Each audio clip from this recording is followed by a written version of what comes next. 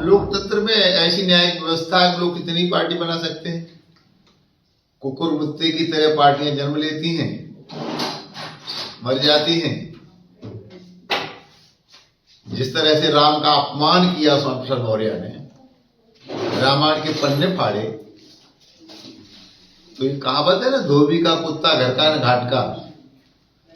तो अपना नया घाट बनाने का प्रयास किया है। हमारी शुभकामनाएं। जिस कांग्रेस ने और जिस गांधी परिवार ने इस देश के साथ अन्याय किया, ये वही तो कांग्रेस है। बापू कहा करते थे, मेरी छाती पर होगा देश का बंटवारा। तो देश का बंटवारा करके अन्याय किया।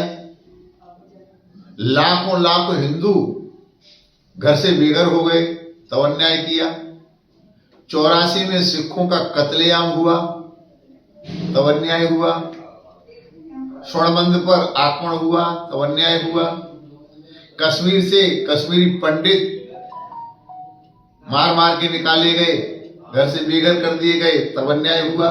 तो जो कांग्रेस सदा अन्याय करती रही है, उसको तो प्रायश्चित यात्रा निकालनी चाहिए। लेकिन राहुल गांधी गलती से न्याय यात्रा निकाल रहे हैं। न्याय तो मोदी जी कर रहे हैं। शहीदों के साथ भी न्याय कर रहे हैं, देश के साथ भी न्याय कर रहे हैं, गरीबों के साथ में भी न्याय कर रहे हैं, वंचितों के, शोषितों, महिला, सबके साथ न्याय तो मोदी जी कर रहे हैं। कांग्रेस ने तो इस देश में अन्याय के अलावा कुछ किया ही नहीं। तो राहुल गांधी को न्याय यात्रा न निकाल करके प्रायश्चित यात्रा निकालनी चाहिए। ये उन्नाव से जा रहे हैं, उन्नाव से कानपुर जाएंगे, कानपुर से फिर आगे का रूट तय करेंगे। अब सड़क है, लोग आते जाते हैं, उसका कोई असर उन्नाव में नहीं पड़ने वाला है। अगर राहुल गांधी चाहें तो उन्नाव सीट खाली है, चुनाव लड़ सकते हैं, हम तैयार हैं। कांग्रेस तो उतने सीट लायक भी नहीं है। ये तो अखिलेश यादव की मानता है कितनी सीटें दे रहे हैं, और मैं कम से कम अखिलेश यादव जी को बहन मायावती से शिक्षा लेनी चाहिए। वो आयरन लेडी है।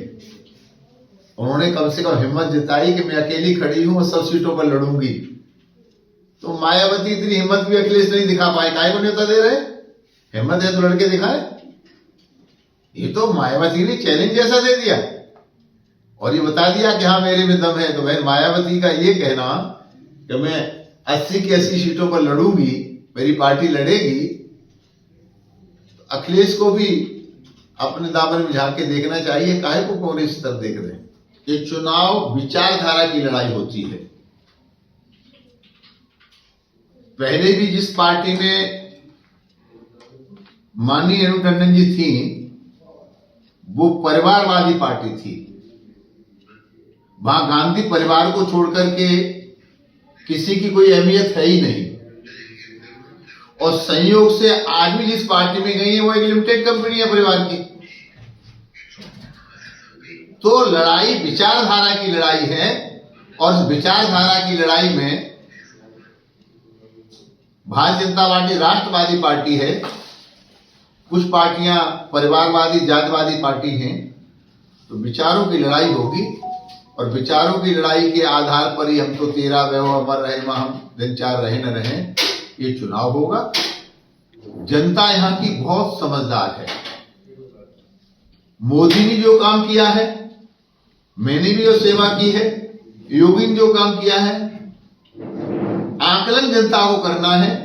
और हमें जनता पर पूरा का पूरा भरोसा है। अगर हमारे मोदी जी ने कह दिया आपकी बार 400 पार, तो ये 400 पार सीटें होंगी, उसमें उन्नाव नंबर 1 पर होगी। ऐसा मुझे विश्वास है अपनी यहाँ की जनता के विश्वास पर।